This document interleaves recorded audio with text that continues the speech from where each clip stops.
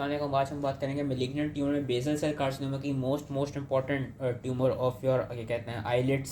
सबसे कॉमन यही होता है हमेशा जब भी सवाल आता है ट्यूमर का तो सिर्फ इसी का ही सवाल आता है। इस चीज़ को अच्छे से पढ़ना है बेसल सेल कार्सिनोमा को कि एल्डरली में सबसे कॉमन होता है।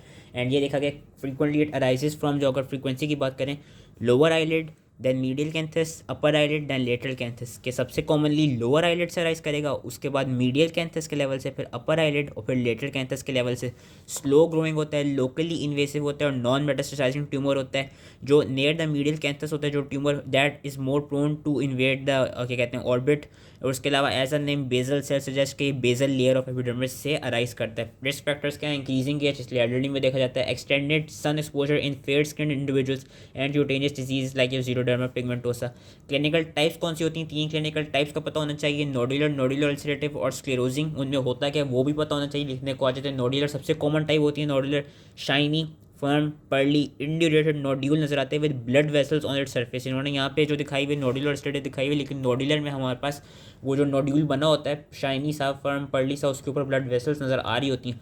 नोडुलर अल्सरेटिव जिसको हम रोडेंट अल्सर भी कहते हैं कि nodular lesion with central ulceration as you can see here, and pearly raised rolled edges, rolled up हुए में pearly raised rolled edges with fine blood vessels over the lateral margins। Properly नजर नहीं आ रहा लेकिन यहाँ पे हमको ब्लड वेसल्स नजर आ रही होती है प्रोमिनेंट लेटरल मार्जिन पे। नोडुलर अल्सरेटिव में मिलता है। और स्क्लेरोजिंग में क्या मिलता है? स्क्लेरोजिंग एंड इन्फिल्ट्रेटिव में उसमें हमारे पास फ्लैट इंड्यूरेटेड प्लाक बन जाते हैं due to infiltration which is occurring laterally beneath the epidermis.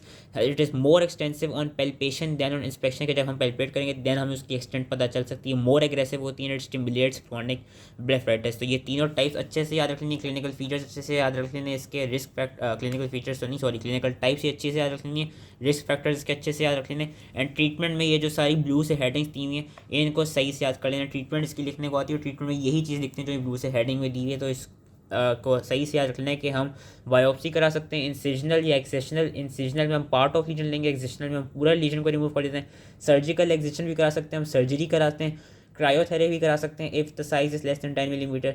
Radiation therapy कराते हैं अगर तो स्मॉल नोडुलो अल्सरेटिव लीजन हो या कोई ऐसा इंडिविजुअल हो जो कि सर्जरी से मना कर रहा हो, उसमें रेडिएशन थेरेपी करा देते हैं। लेजर माइक्रो सर्जरी भी करा देते हैं well circumscribed basal cell carcinoma के लिए। कीमोथेरेपी करा देते हैं अगर कोई रिकरेंट हो। और टॉपिकल इमी की मोर 5% क्रीम देते हैं जो which act as it has a cytotoxic effect because it is a immune response modifier. It is to be use for क्या कहते हैं small superficial basal cell carcinoma and it is to be applied 5 times weekly for 6 to 12 weeks. ये इसकी dose है।